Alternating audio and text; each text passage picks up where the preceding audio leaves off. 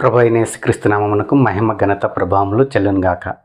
ఈరోజు వాగ్దానం వీక్షిస్తున్న మీ అందరికీ ప్రభు అయిన యేసుక్రీస్తు నామంలో శుభాభివందనములు తెలియజేయుచున్నాను. ఈరోజు వాగ్దానం చదువుకుందాము రండి. రోమీలకు రాసిన పత్రిక 8వ అధ్యాయము 31వ వచనం. ఇట్లుండగా ఏమందుము, దేవుడు మన పక్షమున నుండగా మనకు విరోధి ఎవడు?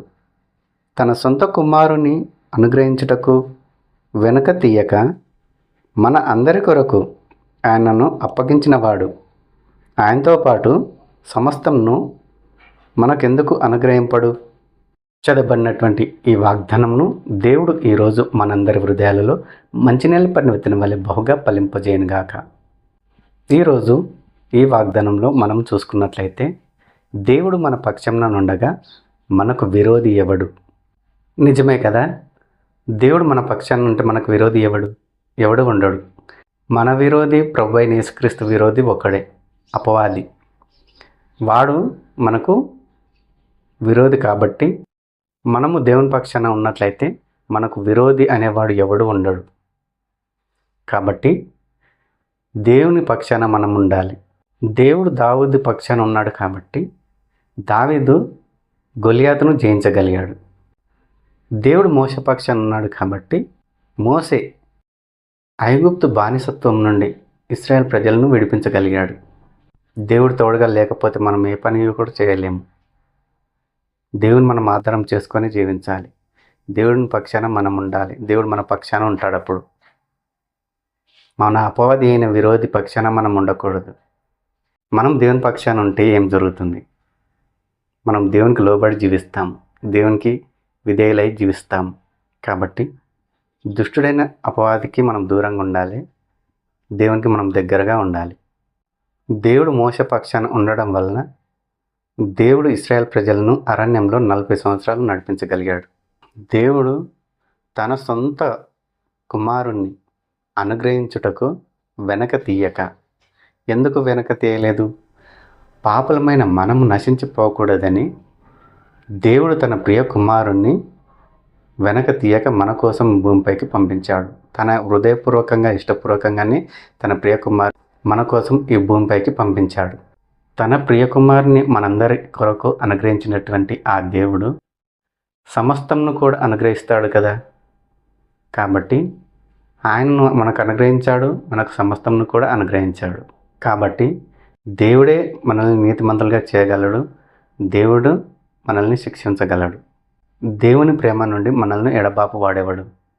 శ్రమ అయినను, ఖడ్గమైనను, వస్త్రహీనత అయినను మనల్ని ఎడబాపున. మనము పాపంలో పడి మగ్గిపోతున్నప్పుడు, పాపంలోని జీవిస్తున్నప్పుడు, పాపంలోని చనిపోయి పాతాళంలో పడిపోతున్నప్పుడు అది చూసిన దేవుడు మన కోసము తన ప్రియకుమారుని ఈ భూమిపైకి పంపించడం జరిగింది. మనల్ని ధనవంతులను చేయడం కొరకు ఆయన దాసుని స్వరూపం దాల్చాడు. అలాంటి దేవుణ్ణి మనం విశ్వసించాలి. అలాంటి దేవుణ్ణి మనం నమ్ముకోవాలి. అలాంటి దేవుణ్ణి మనము ఆరాధించాలి, స్తుతించాలి, గణపరచాలి. కాబట్టి ప్రియ సహోదరి సహోదరుడా, ఈరోజు నువ్వు పాపంలో జీవిస్తున్నావా? దేవునికి దూరంగా ఉండి జీవిస్తున్నావా? అయితే ఈరోజు ఈ వాగ్దానం చూస్తున్నట్లయితే వెంటనే ఆయన వైపు తిరుగుము. ఆయన నీకు నూతన జీవితాన్ని, నూతన భవిష్యత్తును అనుగ్రహించగలడు. ఆయన మన పక్షాన లేకపోతే అపవాది మనల్ని బంధించేస్తాడు. కాబట్టి అపవాది క్రియలకు మనం దూరంగా ఉండాలి, దేవునికి దగ్గరగా ఉండాలి. అప్పుడే దేవుని మన పక్షాన ఉంటాడు, మన పక్షాన యుద్ధం చేస్తాడు, మన పక్షాన పోరాడుతాడు. మనం చేసిన పాపముల నిమిత్తము మనము శిక్ష అనుభవించాలి. కానీ ఆ శిక్ష తన మీద వేసుకొని, మనం భరించాల్సిన శిక్షను ఆయన తన మీద వేసుకొని ఆయన భరించాడు. కాబట్టి అటువంటి దేవుని మనము కలిగి ఉండాలి.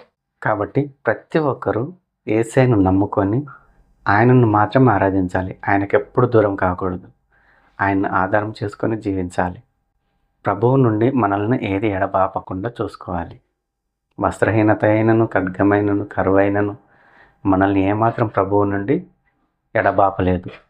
మనకు ఎన్ని సమస్యలు వచ్చినా సరే, ఎన్ని నిందలు వచ్చినా సరే, ఎన్ని బాధలు వచ్చినా సరే, ప్రభువును మాత్రం మనం విడిచిపెట్టకూడదు. ఆయనకు మనం దూరం కాకూడదు.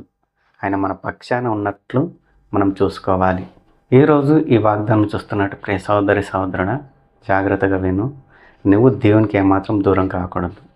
దేవుడు నీ పక్షాన ఉండే విధంగా, నువ్వు ఆయన పక్షాన ఉండే విధంగా చూసుకోవాలి. ఆయనకు వేరుగా ఉన్నట్లయితే దుష్టుడు మనల్ని తన బంధకాలలో బంధించి వేస్తాడు. బంధకాలలో నుండి ప్రభువు మనల్ని విడిపించాడు. తన స్వరక్తం ఇచ్చి మనల్ని విడిపించాడు. మనము మన సొత్తు కాదు, మనం ఆయన సొత్తు. అలాంటి జీవం కలిగిన దేవుడు మన పక్షాన ఉండే విధంగా మనం చూసుకోవాలి. అలాంటి జీవం కలిగిన దేవుడు మనకెల్లప్పుడు తోడుగా ఉండాలని, నీడగా ఉండాలని, ప్రతి విషయంలో మనల్ని రక్షించి కాపాడాలని కోరుకుంటూ, దేవుడు మనందరి పక్షాన ఉండాలని, మనకు సమీపంగా ఉండాలని, మన జీవితాలలో గొప్ప అద్భుత కార్యాలు, ఆశ్చర్యకార్యాలు చేయాలని నేను ప్రభువైన యేసుక్రీస్తు నామంలో మిమ్మల్ని అందరినీ వేడుకుంటున్నాను. ప్రార్థన చేసుకుందాం. ప్రతి ఒక్కరు మోకరించండి.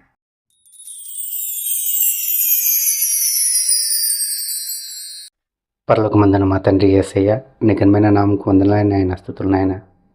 యేసయ్య, ఈరోజు తండ్రి ఈ వాగ్దానంతో మీరు మాతో మాట్లాడినందుకే నీకు వందనాలు నాయన. అవును తండ్రి, నువ్వు మా పక్షాన ఉంటే మాకు విరోధులు ఎవరు తండ్రి? మాకు విరోధులు అంటూ ఎవరు ఉండరు తండ్రి. ఎప్పుడైతే నిన్ను కాదని ఈ లోకంలోకి మేము వెళ్ళిపోతామో, పాపంలో పడిపోతామో, అప్పుడే ప్రభువా మాకు శత్రువులు పుట్టుకొస్తారు. యేసయ్య, అలాంటి దుస్థితి ప్రభువా మాకు కలగకుండా ఎల్లప్పుడూ నాయన మీరు మా పక్షాన ఉండే విధంగా సాయం చేయండి. ఈరోజు నాయన ఈ వాగ్దానం వింటున్న ప్రతి ఒక్కరి జీవితాల్లో నాయన గొప్ప అద్భుత కార్యాలు చేయండి. వారు నీకు దూరంగా ఉన్నట్లయితే ఈరోజు వాగ్దానం విని నీకు దగ్గర అవుటకు సాయం చేయండి. నీ పక్షాన వారు నిలుచుటకు, నువ్వు వారి పక్షాన నిలబడుటకు సాయం చేయండి. అనారోగ్య సమస్యల నుండి, ఆర్థిక ఇబ్బందుల నుండి, కష్టాల నుండి, కన్నీళ్ళ నుండి వారికి విడుదలను తెచ్చిండి నాయన. ఏ ఒక్కరు నాయన నీకు దూరం కాకుండా, పాపంలో పడిపోకుండా ప్రతి ఒక్కరి చుట్టూ నాయన నీ అగ్ని కంచి వేసి మీద కబులను తెచ్చిమని వేడుకుంటున్నాం తండ్రి. మమ్మల్ని మేము తగ్గించుకుంటూ నీ నామం నచ్చించుకోమని వేడుకుంటే యేసుక్రీస్తు నామంలో ఈ మనవులు సమర్పించుకుంటున్నాం తండ్రి. ఆమెన్. ప్రభువైన యేసుక్రీస్తు కృప మీకును మీ కుటుంబములకును తోడై ఉండును గాక.